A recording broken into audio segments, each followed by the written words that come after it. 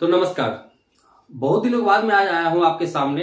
Supply chain management जो ये logistic industry है, ये क्या है, किस तरह का है, कितना बड़ा है, आज इसका शुरुआत हम करने वाले अपने इस चैनल पे। ये कोर्स फर्स्ट टाइम जब मैं करवाया था उसमें मेरे चैनल पे 6000 सब्सक्राइबर्स थे 2020 में, और आज जब 90,000 सब्सक्राइबर होने वाले हमारे चैनल पे, तो इस कोर्स का मैं फिर से शुरुआत करने वाला हूं। उसमें मैंने शॉर्ट डिटेल्स दिया था सप्लाई चेन मैनेजमेंट का, और सप्लाई चेन मैनेजमेंट के अंदर मैंने छोटा सा एक डिटेल्स लेकर के आया था ट्रकिंग का। बट ये जो कोर्स है, ये पूरा जो सप्लाई चेन मैनेजमेंट होता है, जिसपे पूरा का पूरा लॉजिस्टिक इंडस्ट्री टिका हुआ है, उसके बारे में है। तो नमस्कार दोस्तों, मैं हूं रोहित कुमार और आपका स्वागत करता हूं अपने चैनल ट्रांसपोर्ट गुरुजी में। बहुत दिनों के बाद इसलिए लेकर के आया हूं कि मैं खुद अपना एक वेंचर से स्टार्ट करने वाला हूं। उसके लिए मैं प्लानिंग कर रहा था, इसके लिए टाइम नहीं मिल पा रहा था कि मैं आप लोगों के सामने आ सकूं।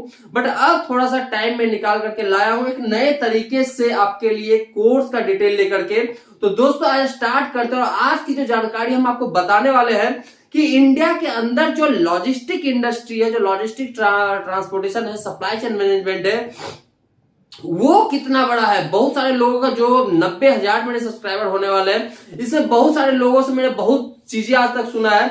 तो इसमें बहुत सारे मिथ है जो कि लोगों के मन में उत्पन्न हुआ है, बट ऐसा कुछ है नहीं। तो सब कुछ इस कोर्स के जरिए मैं आपको समझाने वाला हूं।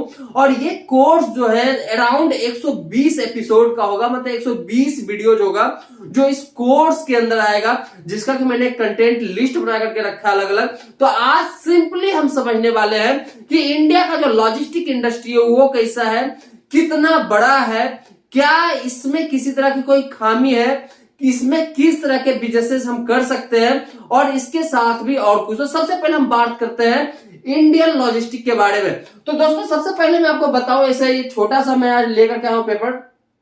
ट्राई करूंगा कि मैं बड़ा सा यहाँ पे व्हाइट बोर्ड लेकर के आऊं, क्योंकि डिजिटली नहीं लगा सकता यार बहुत ज्यादा कॉस्ट आता है। तो इसी से स्टार्ट करते हैं, बाद में मैं आपके लिए बोर्ड लेकर के आऊंगा। तो सबसे पहले हम बात करते हैं कि इंडियन लॉजिस्टिक है कितना बड़ा, और इसको कैसे हम देख सकते हैं, इसको हम बात करते हैं। तो सबसे पहले बात आती है जीडीपी।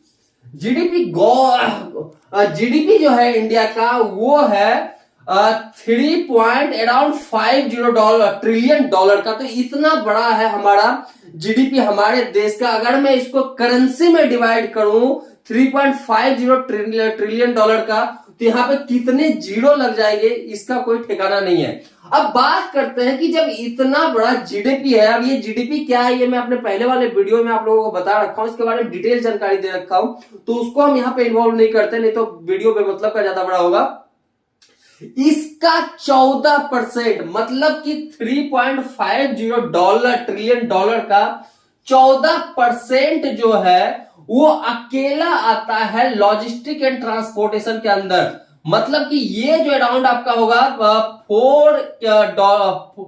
4 बिलियन डॉलर के अराउंड में ये आपका पहुंच सकता है, जो आपका लॉजिस्टिक एंड ट्रांसपोर्टेशन का इनकम है इंडिया के अंदर। और ये जो लगभग 4 बिलियन डॉलर का जो मार्केट है, इसमें सिंगल लेवरेज मार्केट है, मतलब कि जो बुकिंग खुद का होता है, इसके अंदर बहुत सारी चीजें हैं। ऐसा नहीं है कि ये आपका सिर्फ जो आप लोग करते हो सिर्फ वही बिजनेस इतना बड़ा है।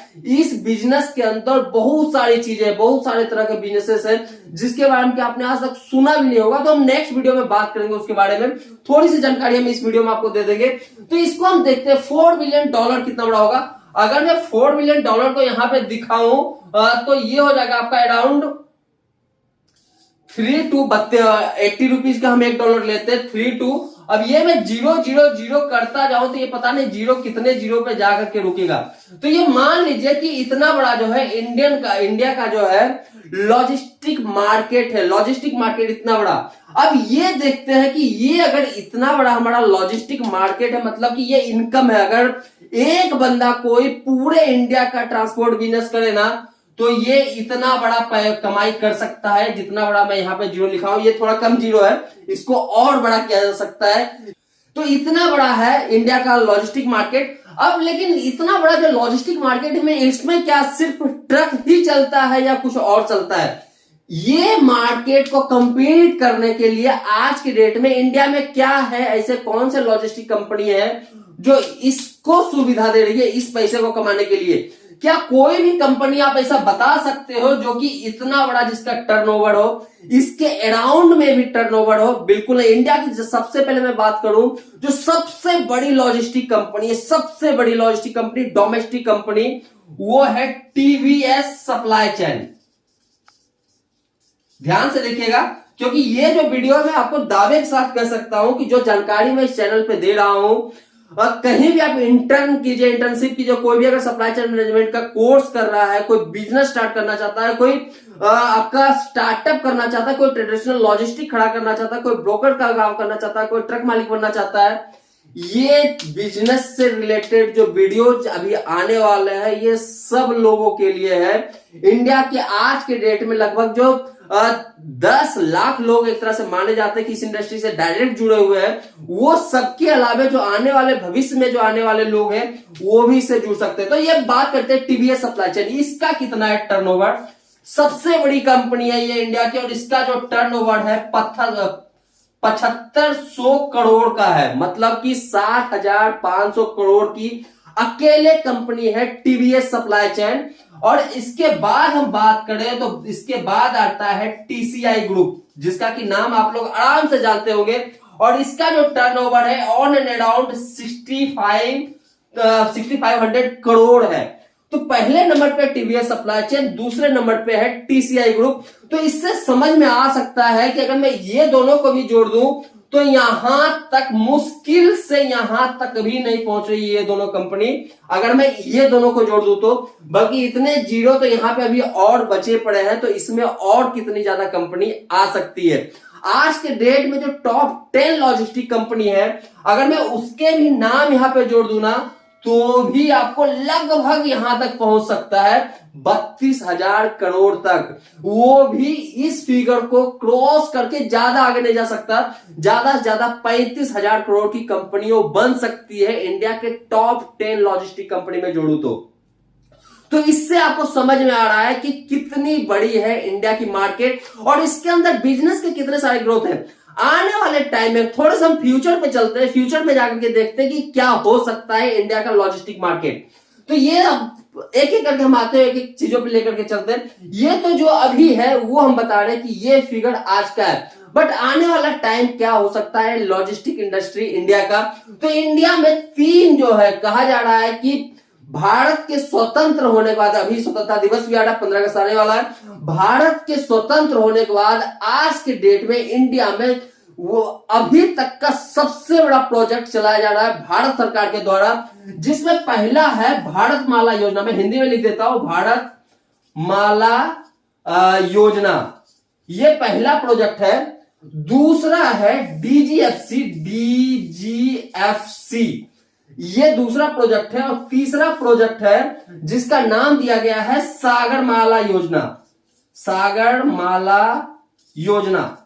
ये 3 प्रोजेक्ट है जो कि आज के डेट में इंडिया में चल रहे हैं, और कहा जाता है कि जिस दिन ये प्रोजेक्ट इंडिया में सही तरीके से लॉन्च कर दिया गया, पूरा कर दिया गया, ये जो फिगर आपको 40% का दिख रहा है, ये आपको 3.5 ट्रिलियन डॉलर का दिख रहा है, ये सीधा बूस्ट करके पहुंचेगा अराउंड 7 ट्रिलियन डॉलर, या फिर उससे जाकर के आगे 8.5 ट्रिलियन डॉलर। और ये जो 14% दिख रहा है ये बढ़कर के पहुंच जाएगा 30% अराउंड में, और हमारा जो बिजनेस है वो बढ़कर के और ज्यादा हो जाएगा।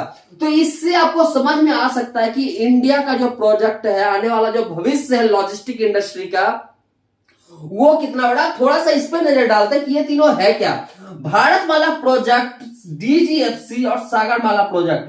भारतमाला प्रोजेक्ट और सागरमाला प्रोजेक्ट जो है ये हमारे भूतपूर्व प्रधानमंत्री श्री अटल बिहारी वाजपेयी जी का सपना था, जब वो 2002 में जब वो 99 के टाइम पे प्रधानमंत्री थे, उस समय उनका सपना था कि भारत के जितने भी रोड हैं और जितने भी सागर है, जितने भी पोर्ट्स हैं, सबको एक लाइन से जोड़ा जाए, और यहां पे जो है इंपोर्ट एक्सपोर्ट और लॉजिस्टिक सपोर्ट को बढ़ाया जाए। ये उस समय का सपना था, बट बीच में सरकारें बदली, ये सारी चीजों पे ज्यादा काम नहीं हुआ। बट जब से मोदी गवर्नमेंट आया है, तब से इसके ऊपर काम होना फिर से स्टार्ट हुआ है। आप YouTube पे देखते भी होंगे इस तरह से रिलेटेड, आप गूगल पे सर्च कीजिए, आपको पता चलेगा कि ये तीनों प्रोजेक्ट है क्या। ये तीनों को लॉन्च होने के बाद इंडिया किस तरह से लॉजिस्टिक इंडस्ट्री में बूस्ट कर सकता है, इसके बारे में भी मैं आपको डेडिकेटेड वीडियो लेकर के आऊंगा आने वाले टाइम में। थोड़ी सी जानकारी हम इसके बारे में आपको दे देते हैं। भारतमाला प्रोजेक्ट जो है ये पूरा रोड नेटवर्क है। इंडिया को एक ऐसे रोड नेटवर्क से जोड़ना जहां पे कि टोल सिस्टम, जो आज के डेट में टोल सिस्टम सबसे ज्यादा किसी भी ट्रक इंडस्ट्री के लिए प्रॉब्लम क्रिएट किया हुआ है, टोल सिस्टम पूरी तरह से एलिमिनेट किया जाए, एलिमिनेट किया जाए, हटाया जाए। टोल सिस्टम नहीं होगा, पूरी तरह से टोल फ्री रोड होगा। इसके अलावे किसी भी तरह का कोई चेक पॉइंट्स नहीं होंगे, चेक पॉइंट सारे फ्री होंगे। टोल रोड कहीं कहीं पे हो सकता है और वहां पे पूरी तरह से डिजिटल टोल होगा। जिस तरह से आप यूएस या फिर यूके या फिर आपका यूरोपियन कंट्री में देखते हो, गूगल वगैरह पे आप सर्च कर सकते हो, यूट्यूब पे सर्च कर सकते हो, उस तरह का भारतमाला प्रोजेक्ट के जितने भी रोड है उस तरह से बनाया जाएगा। और इस पे काम हो रहा है, ऐसा नहीं है कि नहीं हो रहा है, इस पे काम हो रहा है, बहुत बड़े स्तर पे इस पे काम हो रहा है। दूसरा बात करते हैं डीजीएफसी। डीजीएफसी क्या है? इसका फुल फॉर्म है डेडिकेटेड गुड्स फ्रेट कॉरिडोर। इस पे एक ऐसे लाइन का निर्माण किया जाए फ्रेट ट्रेनों के लिए जो कि पैसेंजर वाले लाइन से अलग हो और इस पे सिर्फ और सिर्फ गुड्स ट्रेनों को रन किया जाए। और ये जो लाइन है ये भारतीय रेलवे के अंदर नहीं आएगा। इसका पूरा का जो प्रोजेक्ट है वो एक अलग से दिया गया है, डिवीजन बनाया गया है, वो रन करेगा। तो ये है डीजीएफसी। इसके बारे में मैं बताऊंगा इससे क्या फायदा है, ये भी बताऊंगा ये तीनों से क्या फायदा होने वाला है भारत सरकार को या फिर यहाँ पे रहने वाले लोगों को, सब कुछ मैं बताऊंगा। सागरमाला प्रोजेक्ट क्या है? सागरमाला प्रोजेक्ट है दोस्तों, भारत के जितने भी एग्जिस्टिंग पोर्ट्स हैं उसको बढ़ाया जाए, नए पोर्ट्स का निर्माण किया जाए जिससे कि इंपोर्ट एक्सपोर्ट में जो है एक नया आयाम मिले, ऊंचाई मिल सके और यहाँ पे स्टोरेज की व्यवस्था हो सके। इंडिया में सबसे बड़ा प्रॉब्लम क्या है? इंडिया में सबसे बड़ा प्रॉब्लम है कि जो इंपोर्ट और एक्सपोर्ट के लिए सीप आते हैं, इंपोर्ट और एक्सपोर्ट के लिए सीप आते हैं, वो टाइम से ज्यादा इंडियन पोर्ट के ऊपर खड़ा होता है और इससे बहुत बड़ा नुकसान जो है उस शिपिंग कंपनी को होता है जिसका सीप आया हमारे कंट्री में। और दूसरा हमारा जो अपना वहां पे कंटेनर मूवमेंट है वो भी डिले होता है। तो ये तीनों को बढ़ाया जाएगा आने वाले टाइम में। और इसका जो कंप्लीट करने का जो रखा गया टाइम वो है 2027 तक फर्स्ट हुआ फेज 1 और फेज 2 को लॉन्च किया जाएगा और 2030 तक माना जा रहा है कि तीनों फेज को लॉन्च कर दिया जाएगा। और ये तीनों प्रोजेक्ट जो है स्वतंत्र भारत का सबसे बड़ा प्रोजेक्ट है। और इसके अंदर सबसे बड़ी बात की ये आखिर करना क्यों पड़ रहा है, तो इसके अंदर दोस्तों जो डीजीएफसी के लाइन से और जो भारतमाला जो रोड लाइन है इसके नियर बाय जो है आपको इंडस्ट्री कॉरिडोर होगा जो कि किसी भी कंपनी के लिए एक आसान हो जाएगा कि अगर वो यहाँ पे मटेरियल का निर्माण करता है तो उसको साइड में सुविधा मिल रहा है कि वहां से उसको ट्रांसपोर्ट कर सके। अब बात करते हैं कि अगर इस तरह का हमारा लॉजिस्टिक मार्केट है तो क्या ट्रकिंग कंपनी जो है या कोई और इस तरह की जो लॉजिस्टिक कंपनी है क्या डूब सकती है इंडिया में? तो इसका सबसे बड़ा आंसर है 101% कि बिल्कुल भी ट्रकिंग कंपनी नहीं डूब सकती है। ट्रकिंग और इंडिया एक फास्ट ग्रोइंग कंट्री है। अगर मैं बात करूं तो इंडिया बहुत बड़ी फास्ट ग्रोइंग कंपनी है। बहुत सारे यहाँ पे आज के डेट में इंडस्ट्री एंटर कर रहे हैं। अभी के टाइम में मैं बात करूं वर्ल्ड की जो सबसे बड़ी कंपनी है, 2 कंपनी का मैं नाम लेता हूँ। डीएचएल है जिसके बारे में आप लोग सुनते होंगे। दूसरा डीपी वर्ल्ड जो इंडिया में एंटर कर रहा है वो इसलिए एंटर कर रहा है क्योंकि उसको पता है कि इंडिया में जो है इंपोर्ट एक्सपोर्ट जो है बढ़ने वाला है, धीरे धीरे बढ़ रहा है और यहाँ पे उसका बिजनेस का रफ्तार बढ़ सकता है। और चूंकि इंडिया एक बड़ी कंट्री है, अच्छा खासा योगदान है $3.5 ट्रिलियन के साथ वर्ल्ड की 5वीं सबसे बड़ी इकोनॉमिकल कंट्री है इंडिया। तो यहां पे पैसे का भी कमी नहीं है। तो जितनी भी लॉजिस्टिक कंपनी है बाहर की वो इंडिया में आना सोच रही है, और इंडिया की जो अपनी कंपनी है वो खुद में खड़े होने के लिए सोच रहा है। तो दोस्तों ये मैं समझ सकता हूं कि जो ये बिजनेस के बारे में जो जानकारी चाहिए था फर्स्ट फेज के लिए आपको मिल गया होगा। सेकेंड फेज में हम बात करेंगे कि जो 14% का जो शेयर है लॉजिस्टिक इंडस्ट्री में, ये क्या है, इससे किसको फायदा मिलता है और इसके अंदर कौन जानता है। तो दोस्तों हम मिलते हैं अपने नए वीडियो में नए जानकारी और नए कोर्स के साथ। तब तक के लिए जय हिंद, जय भारत।